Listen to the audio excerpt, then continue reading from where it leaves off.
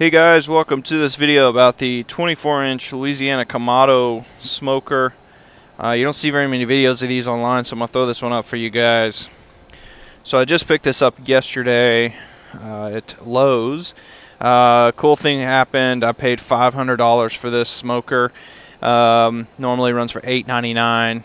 For some reason, Walmart.com threw it on their website for $500, and then I was able to get a price match from Lowe's, and then Lowe's hooked it up, got this thing to me quick. So take a quick little look at this thing.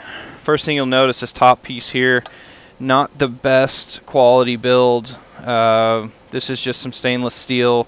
It's already got a little discoloration from one use here, which, you know, that's common, but I'm mostly worried about the heat retention here. This is really thin metal. I ran this yesterday, and it got really just kind of piping hot, and but not in a good way. So it's also got this plastic chintzy piece here. So I'll probably end up replacing this with a cast iron one, aftermarket or something like that. We've got our thermometer here. Notice, man, this is just sitting out here. This is how hot Texas is right now. Just ambient temperature from sitting out, 100 degrees. So this thing's just sitting at 100 degrees. So I'm going to test that and make sure that that's actually correct later, but yeah, that's what it's sitting at. It's got the bamboo handles.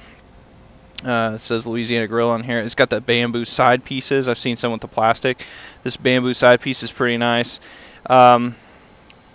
These things are interesting. Let's see if I can get to where you can see them.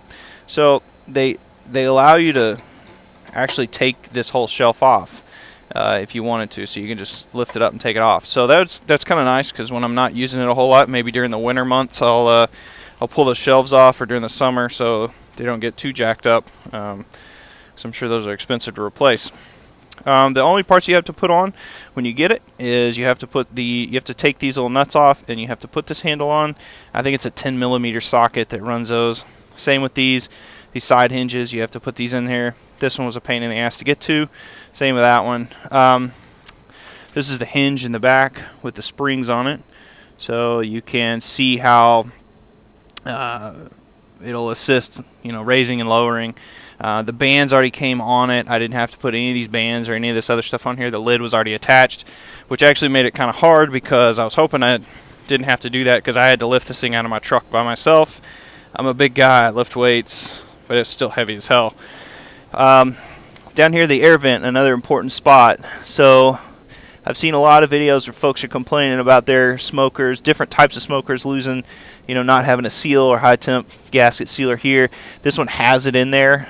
I could totally see where that would be a problem if you didn't have that sealer in there. That's a big gap right there. This slide, it works okay. It's nice and tight. It's not, I didn't have to bend it or do anything to it. It's got to slide over, so you can do the holes or just wide open. That's inside the bottom after one cook with it. So let's take a look inside. It's not lit, so I don't have to burp it. Okay, so here's the inside of this thing. Again, this is after one cook yesterday. I ran it for about 3 hours just to kind of season it, get it up to temp a little bit, and then I cooked some hamburgers. Where you see the grease marks over there, some hamburgers and a couple steaks. Just try it out. Down here in the bottom, it's got a metal grate that sits in here to help you keep the ash and the charcoal up off the bottom, and the ash falls through into there. It's got the holes here. It's super efficient in terms of heat. This is not a crack. This is actually comes from the factory. They cut it. I'm sure there's a scientific reason for that. Not 100% sure why, but alas. Here's the felt gasket that goes all the way around. It's really nice. Same up here on the top, more felt gasket.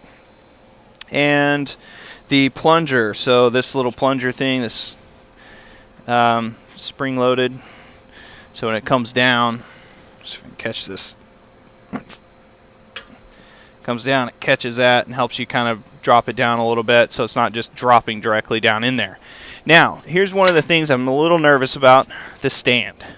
So this stand is going to rust. I have no question about that. This is really cheap, shitty metal. Looks like the kind of metal that they make clothes racks out of at clothing stores. So I'm gonna have to build a table for this thing or get a a different style, different type of metal legs here. I'm not super happy about that. The casters are okay on here. These are rubber. These are rubber wheels on the casters. These are spring loaded. They pop down. There's 2 of those, and then the back 2 don't lock. So again, this just sets in there. There's felt that lines this. It sits up against your smoker, so you don't have any issues there. Now, what comes with it? So this is from the factory. That does not come with it. We'll show that in a second. From the factory, you have 2 pieces here. Sorry guys, I'm like Blair Witch Project here.